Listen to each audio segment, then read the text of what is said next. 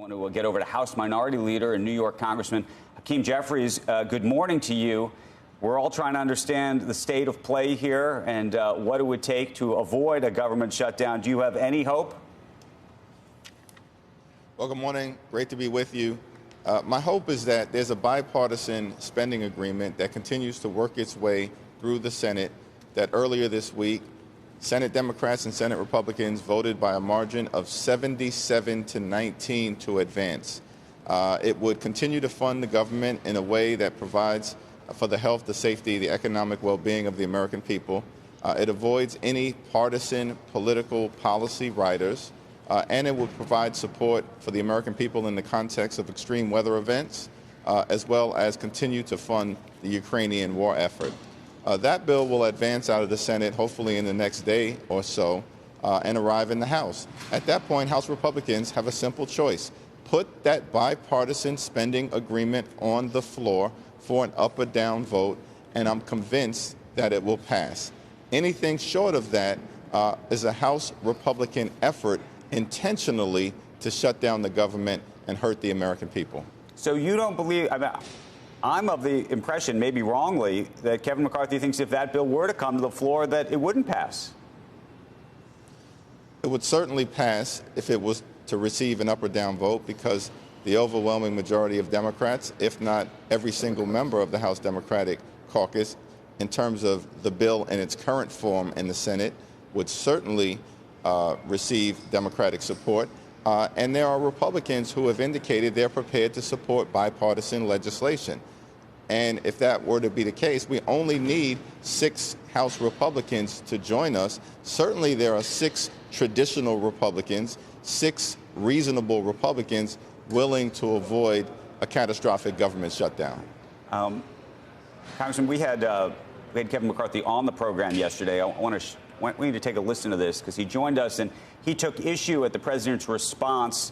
We were talking about the auto worker strike against everything else going on in the economy, and I just curious sort of what your thoughts are about what he said. Take a listen to this.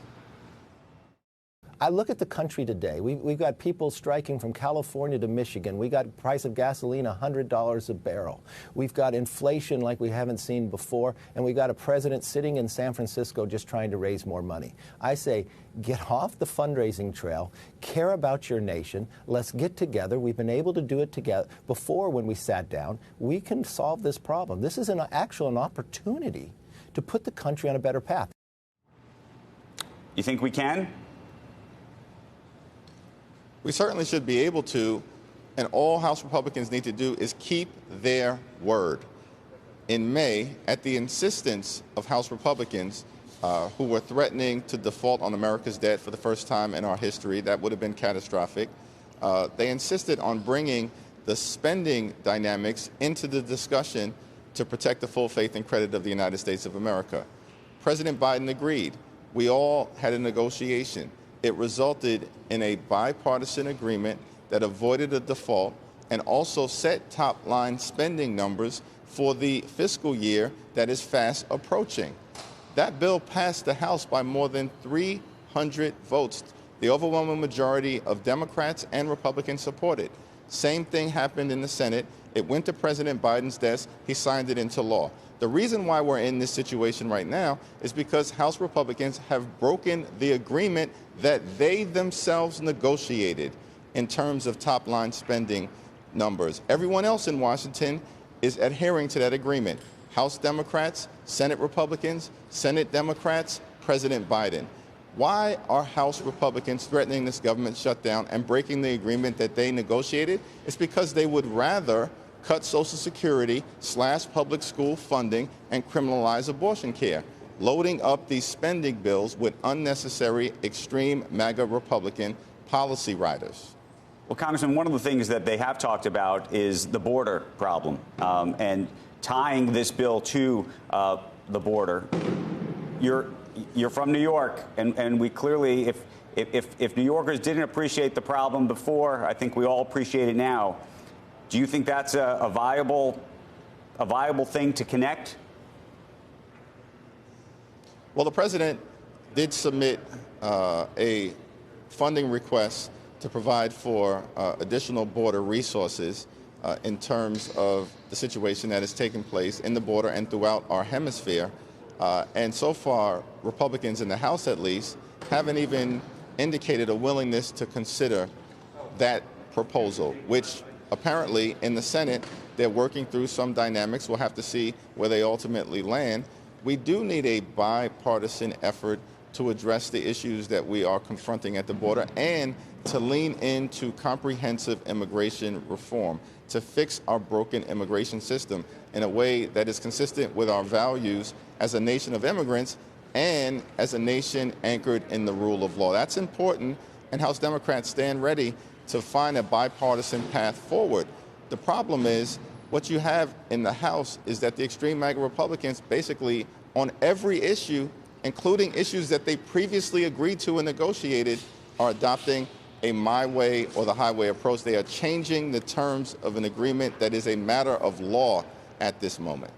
Well, you've used that term before. I don't know how many. You said maybe there's 6 normal ones. You seem to say there's 6 normal and, I don't know, 250 extreme MAGA ones. And that's not the way it is. It's probably about 8 or 9 that fit that description, extreme MAGA. So Joe, there's no point in this interview or at any other point in which I have actually commented on the number of Republicans who fall into a particular category. I know, but you can't group them all. You could pass. If the speaker did bring that up, you're right, it would pass because there's only so many that don't. But you want something bipartisan. There's already discussions with Senator Sinema and other senators about an amendment when it would go back to the Senate for not just extra funding. Funding's not helping the border. There needs to be a policy change. And that's all Speaker McCarthy said. Let's actually do it in a bipartisan way and get some actual policy there. We're doing plenty with Ukraine. Get some actual policy and some additional funding. And I'll bet you he would eventually take his chances